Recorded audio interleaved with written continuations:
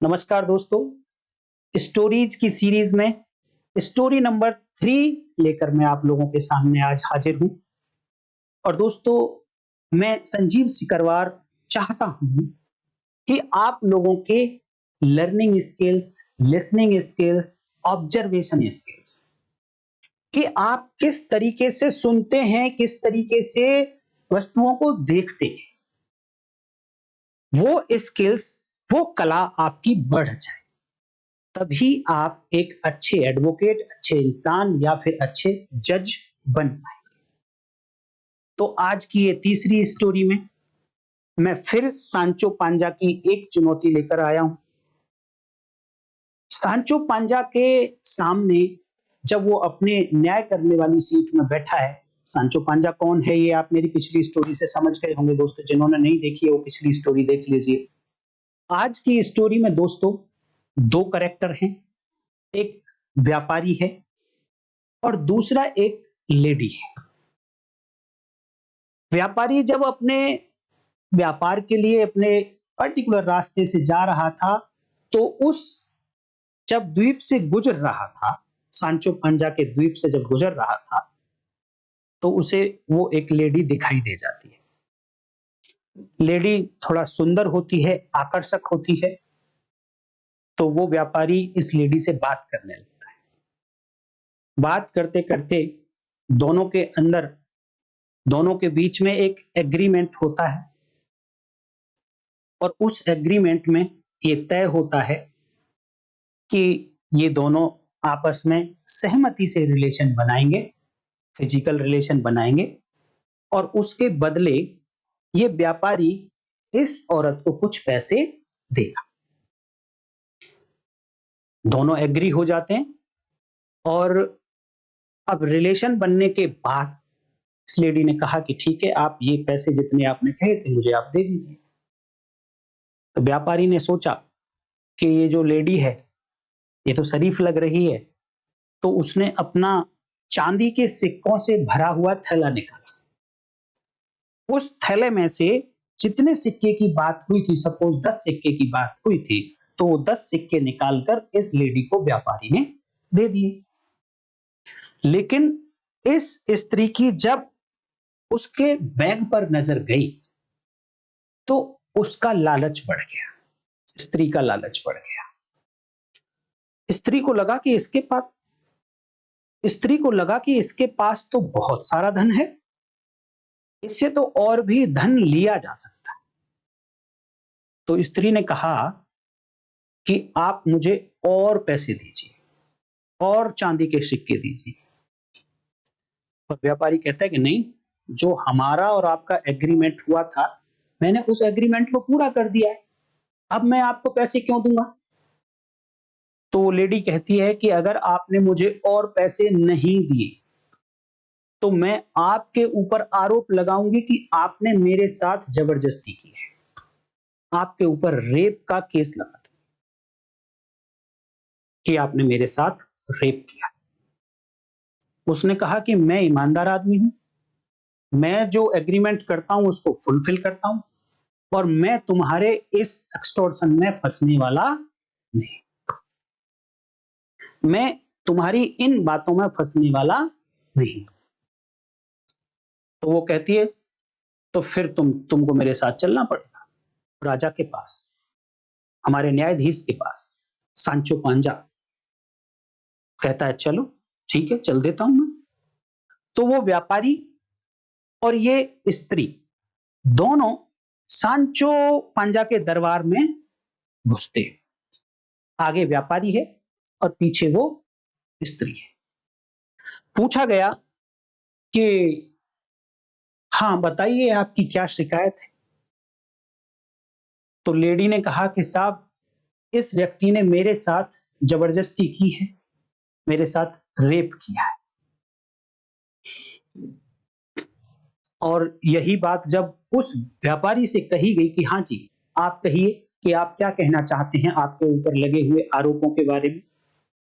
तो व्यापारी ने बताया, जो सच्चाई थी वो सांचो पांजा को बता दी कि हम दोनों का एग्रीमेंट हुआ था कि हम दोनों मर्जी से रिलेशन बनाएंगे और उन रिलेशन के बदले मैं 10 चांदी के सिक्के इसको दे दूंगा। तो हम दोनों लोगों ने मर्जी से रिलेशन बनाए हैं। उसके बदले मैंने जो एग्रीमेंट किया था 10 चांदी के सिक्के इसको दे दिए हैं। लेकिन इसने देखा कि मेरे थैले में और भी पैसे हैं और बहुत सारे चांदी के सिक्के हैं, तो अब इसका लालच बढ़ गया है और अब ये मेरे से और सिक्के डिमांड कर रही है, जो मैं मना कर रहा हूं। और इसने कहा था मेरे से कि अगर आपने और सिक्के मुझे नहीं दिए तो मैं आपके ऊपर रेप का आरोप लगा दूंगी कि आपने मेरे साथ जबरदस्ती की है। तो ये झूठा आरोप अब और पैसे लेने के कारण मेरे ऊपर लगा रही है। सांचो पांजा ने थोड़ी देर सोचा और थोड़ी देर सोचने के बाद सांचो पांजा कहता है इस व्यापारी को कि आपके पास जो ये सिक्के का बैग है, आपको ये इनको देना पड़ेगा। आप अपना बैग इस स्त्री को दे दीजिए। अब वो आदेश था न्यायाधीश का, तो इस व्यापारी ने अपना सिक्कों का बैग इस स्त्री को पकड़ा दिया और अब उस स्त्री को कहा कि अब आप जा सकती हैं।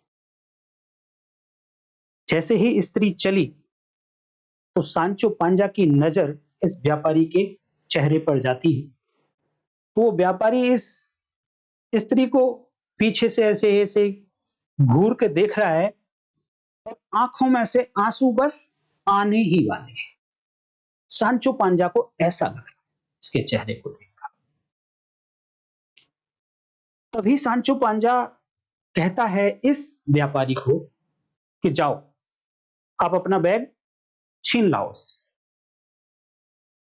तो व्यापारी भाग के जाता है, वहीं पर उस स्त्री को पकड़ता है, रोकता है और अपना बैग उससे छीनने की कोशिश करता है।